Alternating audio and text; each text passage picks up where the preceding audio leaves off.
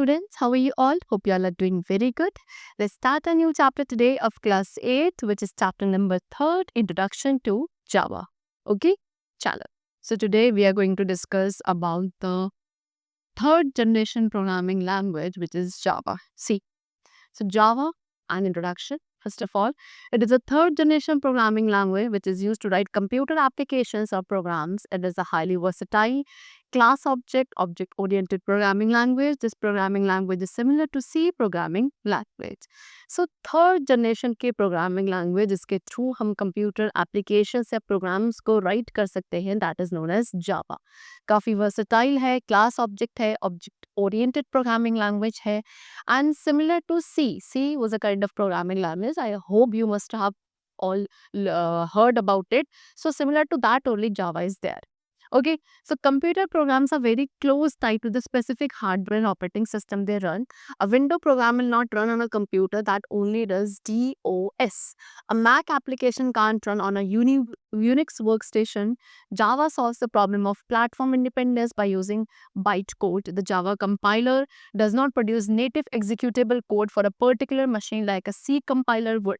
Instead, it produces a special format called bytecode. Okay, so computer programs जो हैं काफ़ी closely tight होते हैं किसी specific hardware and operating system जिसको वो रन करते हैं उसके साथ. एक विंडो प्रोग्राम आपका तब तक कंप्यूटर पे रन करेगा, नहीं रन करता जिसके अंदर सिर्फ DOS होगा. ओके, एक मैक एप्लीकेशन यूनिक्स वर्कस्टेशन पे रन नहीं कर सकती. जावा क्या करता है, इन सभी प्रॉब्लम्स को सॉल्व करता है. बेसिकली जो प्लेटफॉर्म इंडिपेंडेंस है इस प्रॉब्लम को ये सॉल्व करता है बाइट कोड का यूज करके. ओके, जावा कंपाइलर के अंदर नेटिव एग्जीक्यूटेबल कोड जो है वो प्रोड्यूस नहीं होते हैं किसी पर्टिकुलर मशीन की तरह, जैसे किसी कंपाइलर करता था उसकी तरह इसमें प्रॉब्लम नहीं है. इंस्टेड ये एक स्पेशल फॉर्मेट प्रोड्यूस करता है Java which is known as byte code. So Java byte code बिल्कुल सेम एग्जैक्टली द सेम जैसे हर एक प्लेटफॉर्म पे, ठीक है ना, ये हर एक प्लेटफॉर्म पे बिल्कुल सेम रहता है. जावा प्रोग्राम्स जिनको कंपाइल किया जाता है बाइट कोड्स में, उनमें अभी भी इंटरप्रेटर की ज़रूरत होती है एग्जीक्यूट करने के लिए उन्हें किसी भी प्लेटफॉर्म पे. इंटरप्रेटर क्या करता है, इंटरप्रेटर बाइट कोड को रीड करता है और उसको लैंग्वेज में, कैसी लैंग्वेज में ट्रांसलेट करता है जो कि होस्ट मशीन की होती है. So most common such interpreter is Sun's program Java. So what's more special about Java in relation to other programming languages is that it's let you write special programs called applets that can be downloaded from the internet and played safely within a web browser.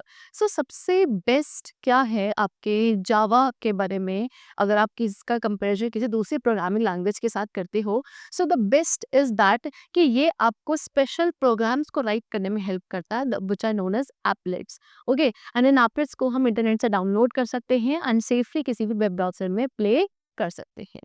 So Java programmes right करने के लिए जो environment provided है that is BlueJ. Okay, so इसको specially design किया जाता है beginners के लिए, जो प्रोग्रामिंग लैंग्वेज में बिगिनर्स हैं उनके लिए इसको स्पेशली डिज़ाइन किया गया है. ब्लू जे एक फ्री जावा एनवायरनमेंट है जो कि अवेलेबल है आपकी इस साइट पे and it is a good JDK stands for what, Java development kit. ठीक है, चलो दैट इज ब्लू जे एक ऐसा पैकेज है जिसके अंदर वो टूल्स है जो कि किसी भी एप्लीकेशन को, जावा एप्लीकेशन को या जावा एप्लेट को राइट, टेस्ट एंड डीबग करने के लिए नीडेड होते. Okay, now Java program. So Java को हम दो टाइप्स के प्रोग्राम्स क्रिएट करने के लिए यूज कर सकते हैं basically. Number one is application program and the other is applet programs. So first of all we are going to discuss about application programs. So application programs are stand alone programs. ये कैसे programmes है, stand alone programmes है जो कि user computer पर run करते हैं and इनको राइट किया जाता है लोकल टास्क को कैरी आउट करने के लिए, like problem solving, find, handling etcetera. So we have to follow these steps. ये स्टेप्स हमको फॉलो करने हैं एक एप्लीकेशन प्रोग्राम को एग्जीक्यूट करने के लिए. Number one, compile source code. आपको सोर्स कोड को कंपाइल करना है सो दैट हम बाइट कोड जनरेट कर सके यूजिंग जावा कंपाइलर. फिर आपको बाइट कोड को एग्जीक्यूट करना है. जो बाइट कोड प्रोग्राम है उसको आप एग्जीक्यूट करोगे जावा इंटरप्रेटर का यूज करके. सो जावा प्रोग्राम को कंपाइलर का यूज करके जावा बाइट कोड में चेंज किया जाएगा, जनरेट किया जाएगा एंड जावा बाइट कोड का इंटरप्रेटर यूज करके मशीन कोड में उसे चेंज किया जाएगा. This is what application program. Now we come to what the second program, which is known as applet program. So applet क्या है? एक small window based program है जिसको इंटरनेट एप्लीकेशन के लिए डेवलप किया गया है. इसको कब एग्जीक्यूट किया जा सकता है? After only when it is being embedded in an HTML code. जब हम इसे एक HTML कोड में एम्बेडेड कर देते हैं, after that only we are able to execute it. Okay, ये आपका एक जावा अनेबल वेब ब्राउजर का यूज करके रन करता है, like internal explorer, Netscape navigator, applet viewer. So इस तरीके के जितने भी वेब ब्राउजर हैं उसका यूज करके ही ये रन करता है. Next is oops in Java. What is oops? OOPS ये स्टैंड करता है object oriented programming system.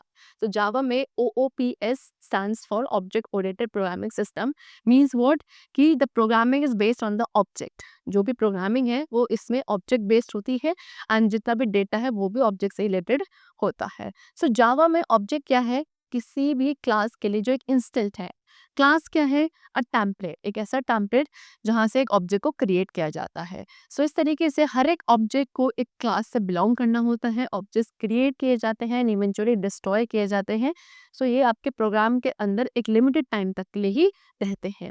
Objects आपके लिविंग हैं लेकिन इनकी प्रॉपर्टी सिग्निफिकेंटली चेंज होती है. Example animal. एनिमल एक क्लास है जिसमें एक टेल होगा, 4 लेग्स होंगे. An instance of animal class that is an object can be lion, monkey, jackal. लेकिन अगर हम जब एक एनिमल को पूरे क्लास को इंस्टेंटली रेफर करने के लिए डिफाइन करते हैं, सो उसके अंदर आपका ऑब्जेक्ट लायन, मंकी, जैकाल कुछ भी हो सकता है. Now properties of OOPS. ठीक है, अब OOPS की क्या क्या प्रॉपर्टीज है? Number 1 is encapsulation. तो इसका मीन्स व्हाट?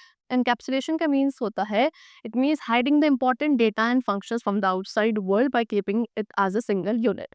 जितने भी इंपॉर्टेंट डेटा या फंक्शंस है उसको आउटसाइड वर्ल्ड से हाइड करना. कैसे? उसको as a single unit save कर लेंगे. Okay, example a car. Car क्या है? क्लास है जिसकी कुछ इंपॉर्टेंट प्रॉपर्टीज हैं like engine, combustion etcetera. So ये एक बेसिक फंक्शन है जिसका इसका क्या है? टू ड्राइव, यानी कि कार को ड्राइव करने के लिए यूज किया जाता है. ड्राइवर को पता होना चाहिए कि ऐसे ड्राइव किया जाएगा. Okay, and need not to know the internal working of the car. Car के इंटरनल वर्किंग के बारे में उसको जानने की जरूरत नहीं है ड्राइवर को. ड्राइवर को क्या पता होना चाहिए कि कार को सिर्फ ड्राइव कैसे किया जाएगा. सो ये कुछ इंपॉर्टेंट फंक्शन और फीचर्स हैं जो कि क्लास जो है कार उसके अंदर हिडन होते हैं. That is known as encapsulation.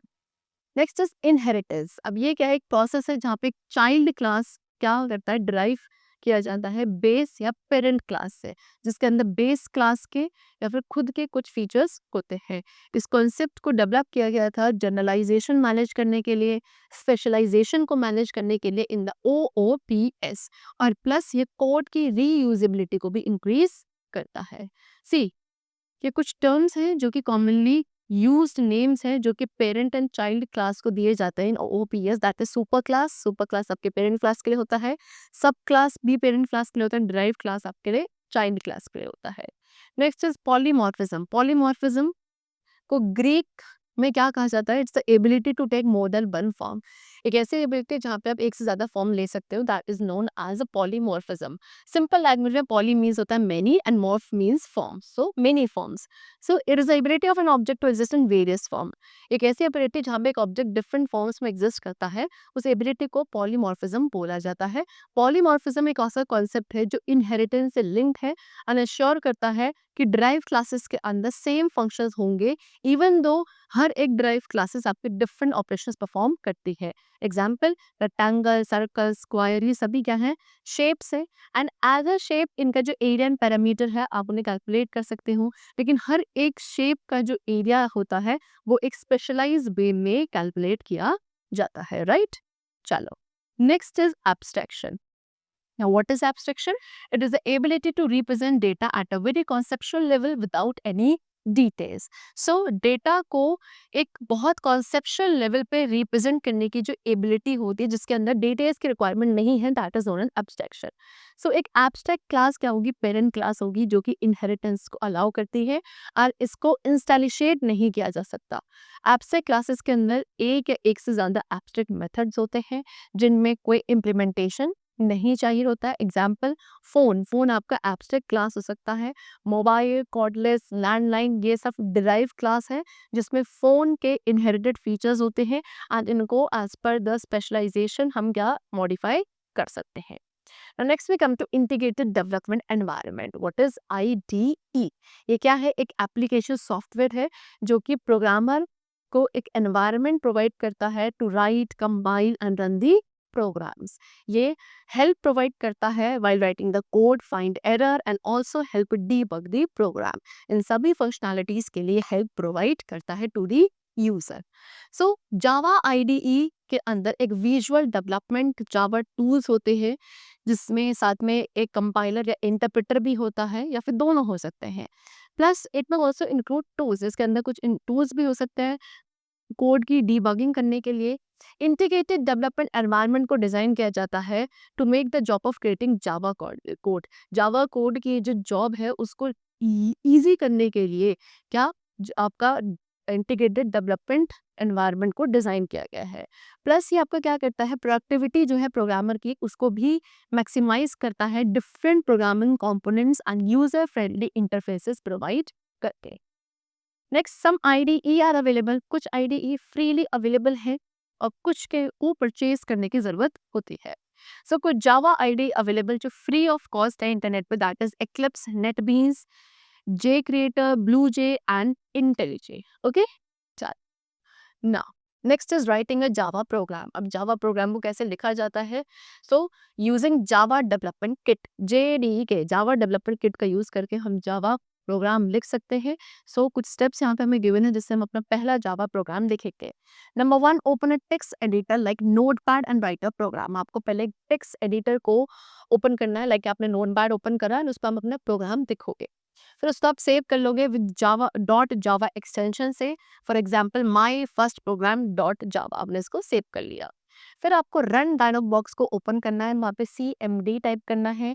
एक टर्मिनल विंडो ओपन होगी, वहाँ पे आप टाइप करोगे Java my first program dot Java, है ना, किसके साथ? विंडो के साथ उसको कंपाइल करने के लिए।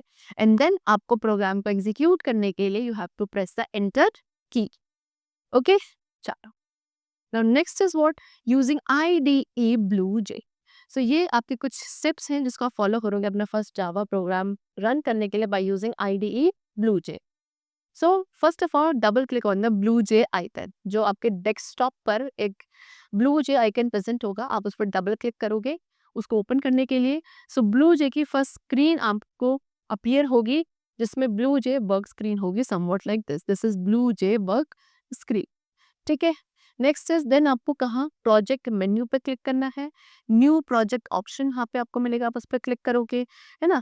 उस पर क्लिक करने के बाद आपको new project dialog box appear होगा। वहाँ पे आपको फाइल नेम में क्या, फाइल नेम बॉक्स के अंदर फाइल नेम टाइप करना है and then click on the create button. Okay, चलो। एक न्यू स्क्रीन जिसका टाइटल होगा BlueJ वो अपीयर होगा। वहाँ पे न्यू क्लास ऑप्शन पे क्लिक करेंगे, BlueJ create new class dialog box will appear. वहाँ पे आप एक नेम असाइन करोगे क्लास नेम के अंदर, है ना। And then finally click on okay button. Example, let's make a class my first program. So BlueJ project 1 dialogue box appear होगा एंड देन आपको माई फर्स्ट प्रोग्राम आइकन पे डबल क्लिक करना होगा। जैसे ही हम डबल क्लिक करेंगे एक विंडो जिसका टाइटल होगा my first program, it will get open on the screen and after that आपको जो कंटेंट है स्क्रीन पर उसको रिप्लेस करना है विद द फॉलोइंग। किसके थ्रू? इसके थ्रू आपको जो भी कंटेंट है आपको यहाँ पे रिप्लेस करना है।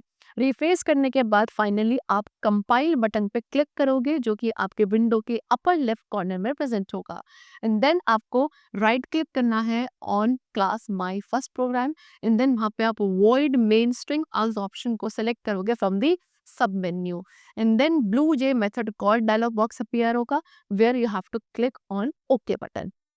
ओके, लाइक दिस, यहाँ पे ओके बटन आएगा, आप इस पे क्लिक करोगे। Okay, so BlueJ terminal box window आपका डिस्प्ले करेगी output which is shown as below like this, ठीक है। चलो, next is explanation of Java code. So कुछ इंपॉर्टेंट टर्म्स जो कि जावा कोड से एसोसिएटेड हैं, they have been discussed below. The number 1 is class declaration. Okay, so हर एक जावा प्रोग्राम को क्या एक क्लास के अंदर एनक्लोज करना होता है। जो क्लास का नेम होगा वो यूजर डिफाइंड नेम हो सकता है जिसके आगे एक कीवर्ड होगा पब्लिक। इट मीन्स जो प्रोग्राम है वो पब्लिकली अवेलेबल होता है बाकी सभी प्रोग्राम्स के लिए, ठीक है। Next is main, that is function. So इस फंक्शन को कंसिडर किया जाता है एज द एंट्री पॉइंट किसी भी प्रोग्राम प्रोग्राम को जो एंट्री पॉइंट होता है उसकी तरह से कंसिडर किया जाता है। एंड हर एक जावा कोड के जो होता है, हर एक जावा कोड के अंदर एक मेन फंक्शन जनरली होता है। इसको 2 कर्ली ब्रेसेस के अंदर एनक्लोज किया जाता है एंड इसको कुछ इस तरीके से हम डिक्लेयर करते हैं। अब यहाँ पे स्टैटिक का मीन्स क्या है?